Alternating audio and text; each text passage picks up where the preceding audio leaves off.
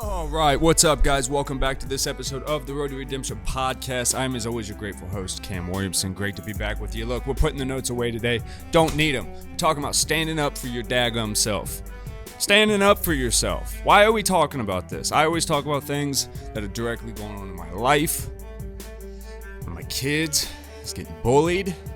Don't like that, right? And you have a kid in your life who you send them off to the world and, they go and people mistreat them. Why would someone mistreat a kid? Well, kids, specifically of a certain age range, they can really not be good people sometimes. And is it of their own fault? No.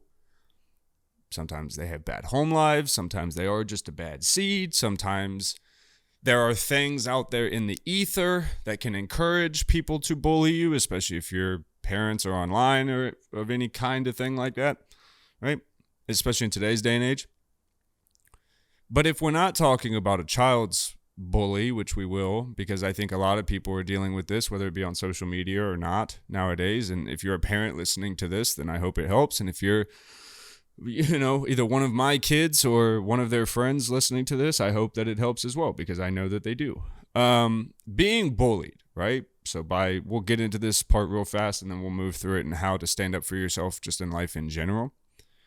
If you're being bullied at school, or if your child is being bullied at school, and I've had to have this conversation, the worst thing we as parents can do is to react to our first instinct, which is to protect them, right?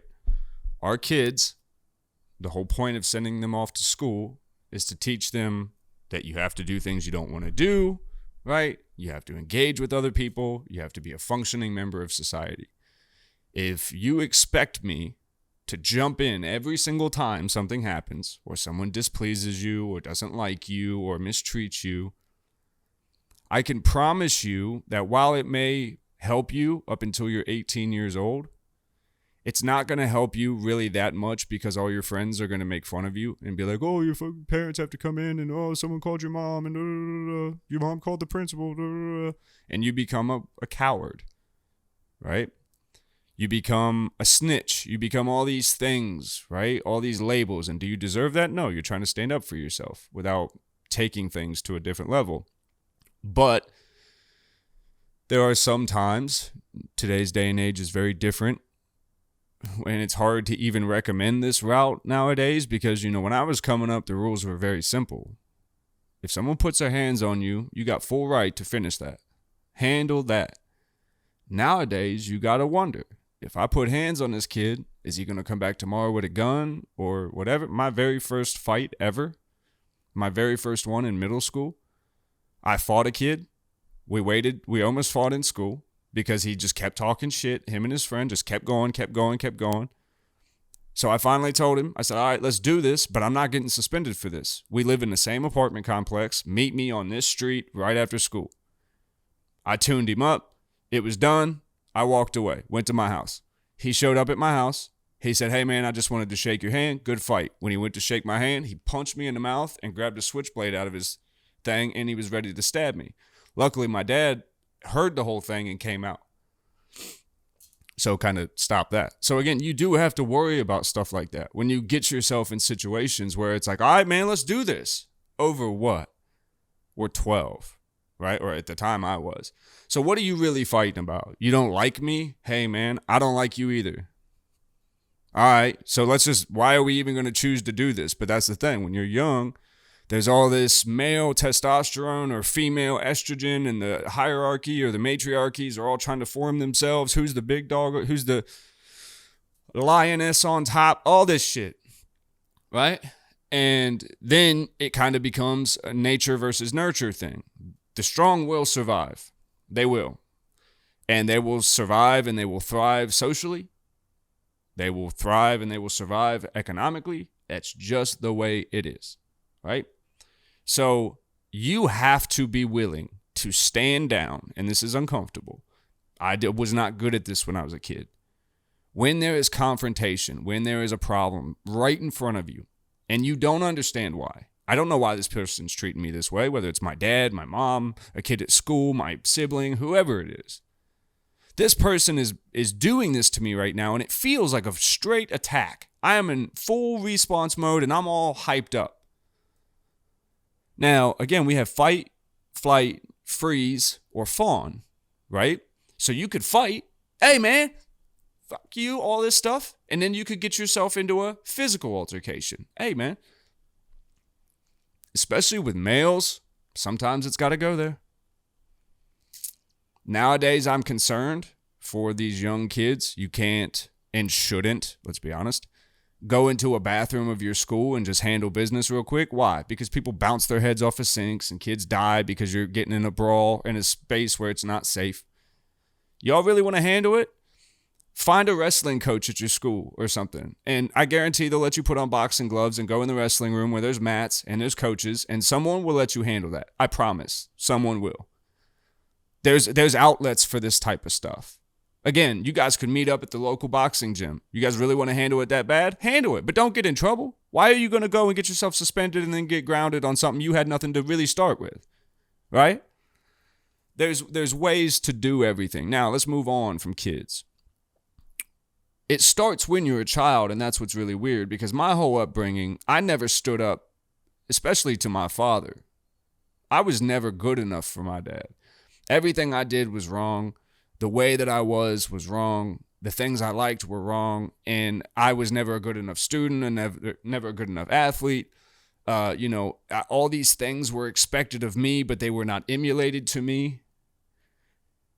And I listened to, people bash my mother. I listened to people bash my sister. I listened to people bash my aunts and all the women in my life. And I watched the way that their lives were made smaller because of an essence that was kept around them. And the more room they got from this essence, the healthier that they became. And I realized very quickly that if you don't stand up for yourself, and this, guys, I was 20 some years old, late into my 20s, before the first time I ever told one of my parents, stop. I don't have to take this from you. I don't have to listen to you. Listen, man, I pay my own bills. I got my own family. You don't do shit for me.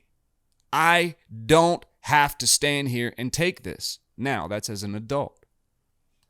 When you're a kid, you're looking at a person who you love, who you admire, no matter what they do. That's your person. That's your parent or your guardian or whoever it is. And they're sitting there treating you in a way that makes you feel like you're just not good enough. And then you're scared. Because what are you going to do as a child? Yell at your adult? No, they could kick the shit out of you, right? And back in the day, they used to. Nowadays, kids can't even handle words, really, like being typed at them. Let alone can they handle a forceful, like, you are no good, this is no good, da da da da, and especially threats. It becomes very difficult as an adult to find a voice that you've never used because you don't know what it sounds like. Because you've fought with you inside yourself of going, I'm not a bad person, I'm not a bad kid. Like, the thoughts in my head and my heart are all good. I want to love people. I want to have fun. I want to have a good time. Yeah, sometimes my good time runs on a little longer than everyone else's. And sometimes my volume is a little louder than others. And sometimes, I'm a little much for some people. But guess what? You'll find that you're never too much for your people and the people that have genuine love in their heart for you. And guess what, man? Sometimes that's not always your biological family. Sometimes their wounds and sometimes the expectation that they have of life, they are put on you. And here's what I'll tell you, whether it's your parent, whether it's a kid, whether it's a person at work, whether it's your spouse, whether it's your ex, whether it's whoever. If you have someone that is constantly just going at you, and think about the last communication that you've had with this person, if in the last 3 times that you can remember engaging, you didn't leave that feeling like a better person, then understand that person doesn't care about you and they don't love you, right? And you, while may still have to deal around this person, or you may still have to operate in areas in which, these wounds may still come back up. You can make a choice today that I will never, no matter the size of a person, no matter the status of them, no matter what the world might think of them, I will never let a person disrespect me again. And what does that mean? You don't get to talk to me crazy. You don't get to threaten me. You don't get to threaten to leave my life or push me out or send me away or do whatever just because I displeased you. Guess what? You're not the king. You're not the emperor. You're not the ruler. You're not any kind of hierarchy. You are a human being who's supposed to love me. And if you can't do that, guess what? I got avenues to get out of this situation at every angle, whether you're a kid, whether you're in a marriage, whether you're in a bad employment situation. Guess what? I can call somebody. There's somebody I can call. So now that I'm standing up for myself and I'm saying you are not going to talk about me like this, you're not going to talk about my people like this, and you're not going to threaten me anymore, you got something you want to do about that, dog, go ahead and do it. Do it. But the second I'm out of your sight, guess what? I'm calling CPS. I'm calling the police. I'm calling whoever I got to call to make sure that you're held accountable for this shit starting today. And that's on everything, dog. And guys, I did that. I did that when I was a kid. I called the police after an incident that had happened the day prior and said, I'm done with this shit. I'm done being abused. I'm done. Cops showed up at my house. My mother answered the door. They go, where's your son? He just called, said he's being abused. My mom's freaking out, has no idea what's going on. Tell everyone the whole situation of what had just happened, and my mom knew of the situation. And she begged the officer not to, take it further. She was like, he's just upset right now. Something just kind of kicked off. Things are hot. Tensions are high right now. And it was like, man, as a kid, sometimes when no one listens to you and no one is willing to stand up for you, you will get to such a desperate place where you're like, dude, I'm going to call the authorities higher than even my parents because y'all ain't helping me here. Or you're the one causing this for me. You're going around putting my business out there to everybody so everyone hates me or thinks I'm a piece of garbage or is making fun of me or whatever, because every time we go somewhere, you tell everyone how dumb I am or all the mistakes I make.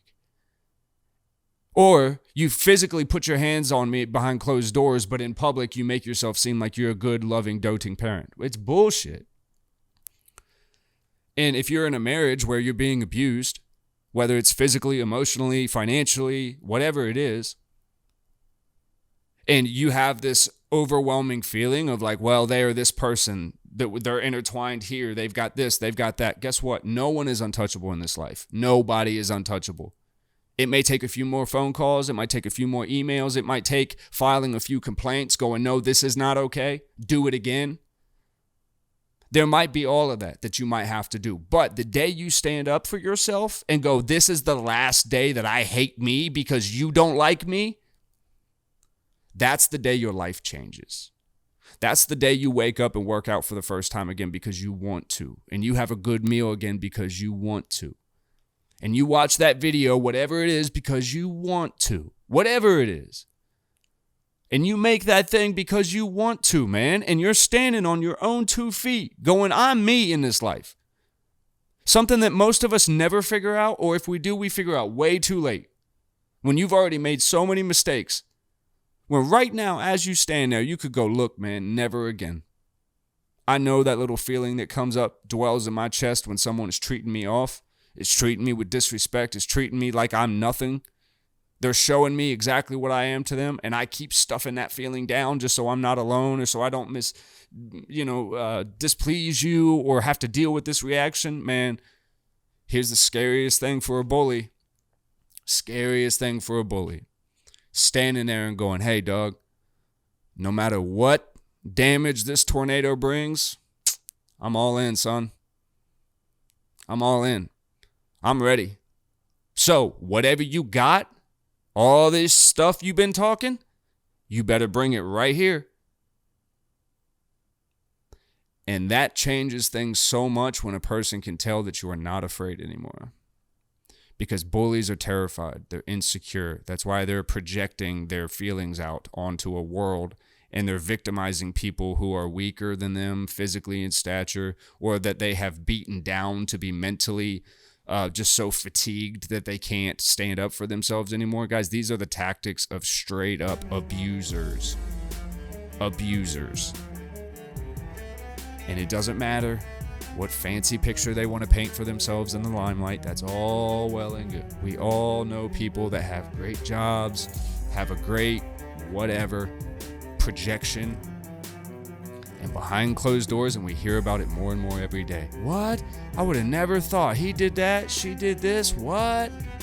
Oh yeah, man. And usually the harder that people fight to be seen as this higher than thou self, it's usually because they're masking something. It's usually because they're masking a whole side of themselves that they absolutely could not have you see. That's why they've worked this hard to create this projection of themselves, which a lot of people do. Don't do that. Don't fall for people, and don't fall for their projections. Don't try to be friends with people because they seem cool. Don't try to be in a relationship with the most attractive person, but they have nothing else to offer, right? This is where we get ourselves in these like idolizing people or putting people up on pedestals when their behaviors and their actions show exactly who they truly are. I love you guys so much. Let me know if this helped at all. Thumbs up if you made it all the way through. Subscribe. Most of you guys aren't still freaking subscribing. Subscribe for me. It helps so much. And hit the bell if you want to see it as soon as I go live. I love you guys. I'll see you in the next one.